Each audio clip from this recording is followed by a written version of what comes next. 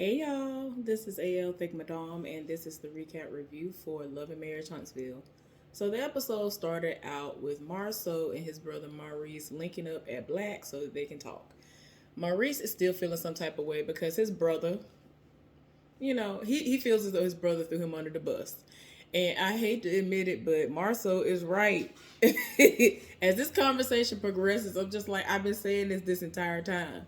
When they said what they said at the reunion, you tried to make it seem as if you were not there. When all you had to simply say was, I was there on the guys' trip, but I wasn't condoning what was going on. I don't know what he had going on with this side heifer, the end.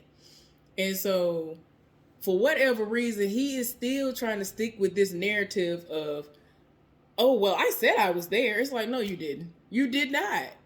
And his brother is even kind of trying to cover for him by trying to make it seem like, oh, well, the way you said it, it just came out wrong. And I'm just like, no. He basically tried to make it seem like he wasn't there. And I'm like, you were there. We saw the pictures. And that's why I keep telling y'all, back in the day when all these shows was popping off, we did not see what was going on after the show aired. Meaning all the stuff that's going on, we didn't see it before it would air. So they would be whisked off to private places where you wouldn't see them. If somebody was pregnant, you ain't know. If somebody had gotten divorced, you wouldn't know. We didn't know none of this stuff. This stuff was not at all accessible to us. But anyway, he feels as though Marceau owes him an apology. He trying to figure out what he need to apologize for. Martell shows up and talks to them, and he was like, I'm trying to figure out, what y'all had going on at the reunion, because you said what you said to Tiffany and her husband. Now, before they even got into that, Marceau, like I said, he's not trying to understand why, what he did was, not great. It's like, that you came off as if you were trying to place blame on your brother as well, even if that was not your intention. I don't know what his true intentions were, but it came off as, ooh, everybody is on me. Like, my brother lied. He was there. So let me put this picture up to prove my brother was there, because he said he wasn't there. But anyway, Martell was like, look, I know I was wrong. When your brother put that picture up there, I laughed initially. And I'm like, I don't understand. It just must be a thing with like trifling people where serious situations and things that can like ruin relationships are hilarious to them. They're like, oh, I thought it was a joke. What's funny about that? I don't be understanding what they be thinking funny sometimes. So he actually apologized to Maurice for his part initially in it, because he was like, at first when I saw it, I laughed, but then I was like, you know what, that man married. He got a wife. You know what I'm saying? You need to understand that it's not just your brother that you making look crazy. You making your wife look stupid. Well, your wife is looking stupid on her own, because it's stuff we be seeing without even really having to see nothing that's popping off. And she's like, oh, I don't know what you're talking about. My relationship is great. My marriage is fine. It's like, girl, But yeah, you're not thinking of what can happen as far as your wife is concerned and your brother's wife or anybody else. And he wasn't thinking about that other brother's wife either. I forgot what he said his name. All the brothers, I guess, names start with an M. I don't know why I can't remember the brother's name. But the one whose house they met up over at. But anyway, Marceau does not see a reason to apologize. It is what it is. Let's move right on along. So, we end up seeing Tiffany and Louis. I don't finally remember what the man's name is. Louis. And they at the house. They finally have the house to themselves. Their children are gone. I guess they're with their respective parents. The other parent. And he's actually working to get some Wi-Fi working the way it needs to work in the house. The children complain about it. But this is supposed to be time that they're spending together as well. And so she's like, all right, I ain't sending no emails. I ain't doing no work. Like, we need to be spending time together. So she done rolled up, sat in his lap and all this other stuff. He was like, well, I'm going to be done in a minute. We ain't got to worry about that. So while she waiting on him to finish, she's talking to him about what happened the other day, which was that she and Kimmy had a chance to talk. They hashed things out, and they kind of like had this understanding. They were okay. And then it was like, here come this heifer Stormy coming from out of nowhere, saying what she's saying and just making stuff unravel. And it's just like, girl, where you come from? I don't understand why you have all this hostility. And so then, for whatever reason, everything came up with Marceau. Because she was like, well, if you feel like meeting up with Marceau to discuss what happened at the reunion, then because I think he asked her opinion, like as to whether or not he thinks that if she thinks that he should do it. And she was like, just the two of y'all? Yeah, I think it's better for y'all to have one-offs, which is true. Things seem to go a whole lot better when they just have one-on-one, which I think that's wise, unless you actually have somebody who can really be a good mediator, that is a friend, who is not going to be messy.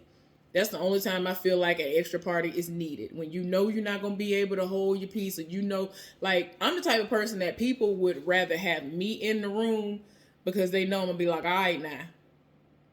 Because it's like, like, no, I'm not finna let nothing pop off. Y'all got to calm down. Like, because I'm mild, like, I'm not out there. I'm not rah-rah. I don't have to be rah-rah. Now, if I need to get that way, because I'm a gangster, and I'm going to get to being a gangster in a moment, then I will. I have shown people, like, do not try me. Do not try me.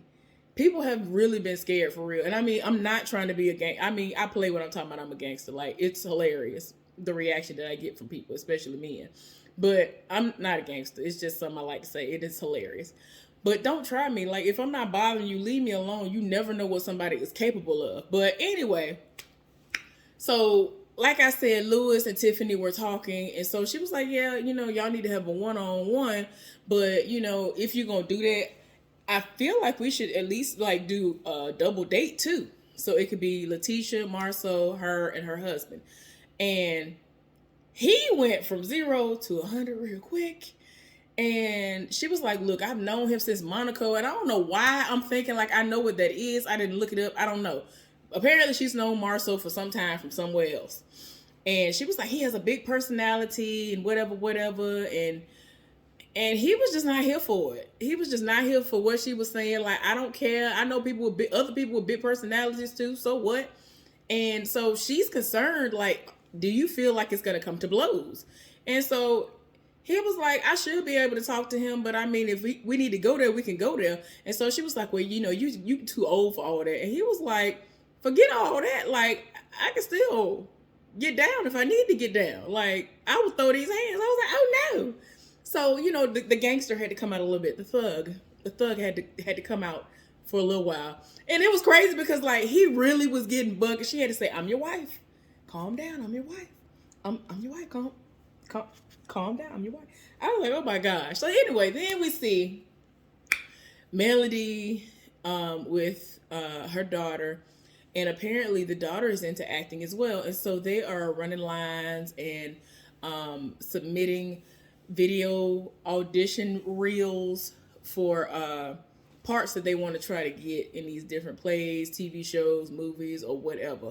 So she explained in the confessional that like years ago, she went to go and, pursue this as one of her dreams. And she would literally like hit the road with this child, go to Atlanta from Huntsville, and go do stuff there, and then come back in the middle of the night, 4-day, so that she can get to school on time. And I'm like, woo, child, you done did the most.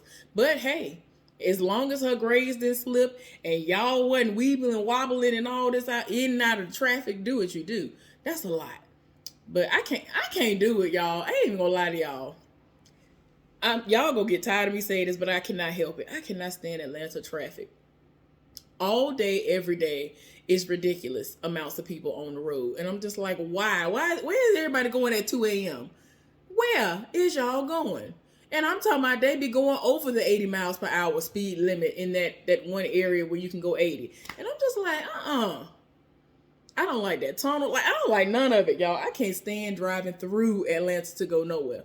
So anyway, she had a one-on-one conversation with her and told her, hey, You know what I'm saying? I want to make sure that you understand that I work hard for a reason. Do you understand why I work hard? And so she was like, so you can take us to these, fun places. And she was like, yeah, that is one of the things that I do. But, it just got to a point where it's like, you see what just happened with her.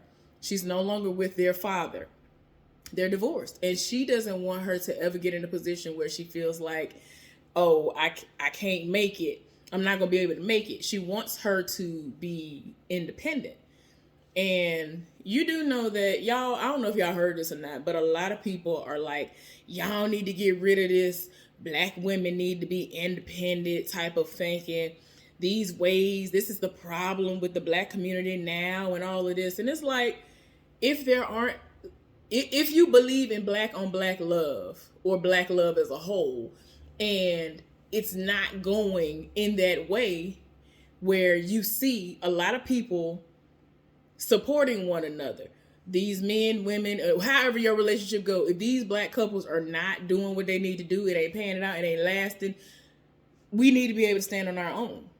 I'm grateful that I was able to recover without having to leave and go home and start all over again after my relationship was over with. I had to become independent. I had to become an independent black woman. It is what it is. I was just lucky that I didn't have kids. So I'm just saying, I get what she's doing, and I appreciate that, because it's like my daddy and them, they always taught me that, oh, well, you should get with a guy, get with a man who's like your daddy, who he take care of everything, he do the, and I mean, I get that, but I don't know if that's what the situation would be for me. And the people who have tried to act as if that's what they were going to do, they did the complete opposite, or they did nothing. So the caliber of men are not the caliber of men that on the level of what my daddy is. So until somebody can show me different, I don't know what y'all talking about. So anyway, I'm glad that she showed her that, and that was a really nice moment that they had. So then we end up seeing Martell going over to his mama's house. Everybody and their mama want to have some kind of an alcoholic beverage, but I'm gonna let him live. He wanted to create this wine. He said that when he and Melody were together, they used to like this sweet, wet, red wine. And he's not really much of a drinker, but this wine was really good. But at some point in time, it got to the point they went to the store and it started selling out, as if, like, I'm guessing, like, the person or the company that had it, it was going to no longer be, that is not going to be on the shelves anymore for whatever reason. And so he was like, I felt like developing it. It's been in the works for the last couple of months. And he's wanting his mama to taste test these wines. This heifer started mixing them and everything. But it's named after her mama, who I think is now deceased. And if she's not, I apologize. I'm not trying to read nobody as far as that is concerned. So yeah, wanted to talk to her, see what she thought about that. She's very proud of her son, lets him know that, we all have moments and things happen, but, as long as you recover, you're going to come back through. You're going to go through these storms, but you're going to come out of them. So I like how she, motivates him, and he be here for it. But wanted to let her know that, the book signing is that Saturday. And you all know that these were the books this was the book that their children, wrote. And I'm like, well, okay, we're going to see. We're going to see how that pans out. If you saw it, you already know, but I was just like, I'm confused. But anyway, he looking forward to it. It is what it is. So yeah. Well, we end up seeing So I was like, which M am I talking about? We end up seeing Marceau at the house with his family, which we very rarely see. This child is so big. He grew up overnight. I don't remember their son being this huge. And I mean, I know this show has been around for a while. I guess he's not on camera like that. But I know I've seen him on camera before, and I'm pretty sure it's just one of those moments, because he's 15, he's been shooting up. So I noticed that they were having a moment where they were doing s'mores by the fire. We actually did that before when I was a child. We did that like once.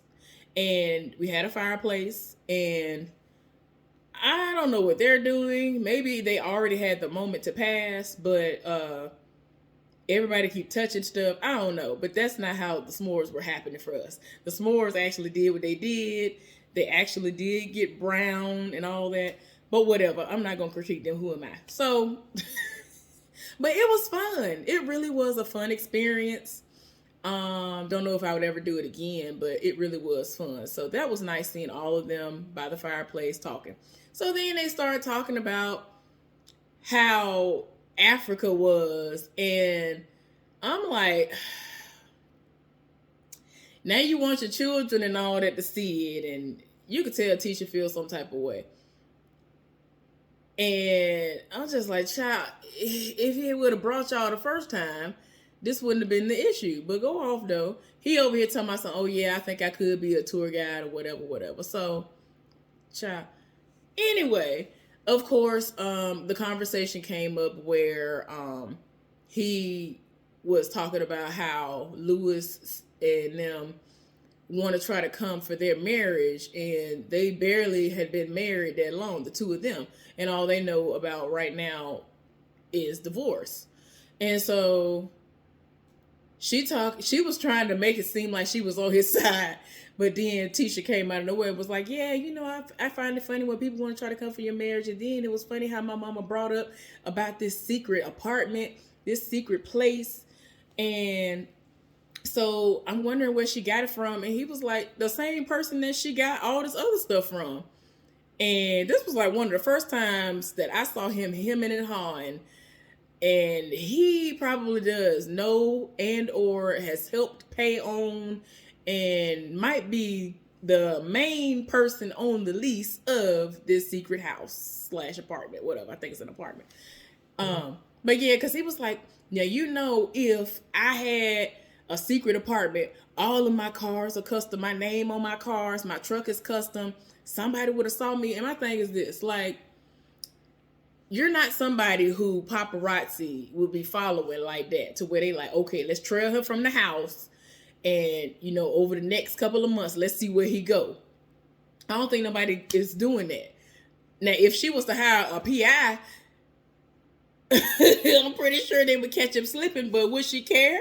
No, not unless she goes to a lawyer ahead of time and say, all right, how much would I be able to get out of this situation because he did me wrong, and I'm finally understanding that he been having me out here looking stupid. Well, I've been allowing myself to be out here looking stupid, but go off though. So then she addressed how him putting that picture out there was going to come back to bite him, and she tried to tell him about it, and I'm just like, child, whatever. But it is what it is. But they weren't really talking about nothing. So then we saw Kimmy and Maurice getting ready for their honeymoon. It's been, 3.5 years. They've been trying to have this honeymoon. She had gotten to the point where she was like, I kind of accepted that it wasn't going to happen, but the fact that it's actually here now, I'm really excited.